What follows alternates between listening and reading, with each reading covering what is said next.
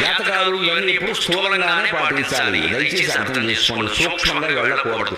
ఎందుకంటే జాతక జ్యోతిష్ శాస్త్రం మొత్తం ఖగోళ శాస్త్రం, మానవ జీవితానికి సంబంధించింది కాదు. అది మొత్తం సమాజ జీవితానికి సంబంధించింది, మొత్తం భూమండలానికి సంబంధించింది. అతివృష్టి, అనావృష్టి, అష్టగ్రహ కూటమి, సూర్యగ్రహణం, చంద్రగ్రహణం, ఏ పంటలు ఏ కాలంలో పండుతాయి, ఇవన్నీ చెప్పడానికి జ్యోతిష్ శాస్త్రం. కానీ నీ చెయ్యి నా చెయ్యి, నీ మూతి నా మూతి చూసి చెప్పడానికి కాదు.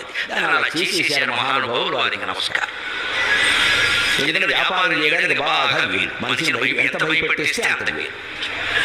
అందులో మీరు మీ జీవితాల్లో మీకు చెప్పిన రోజున 90% అబద్ధాలు, 10 కూడా జరగవు. ఆ జరిగిన వాళ్ళ చేత చెప్పిస్తారు టీవీలో, అది మనం నమ్మేస్తుంది.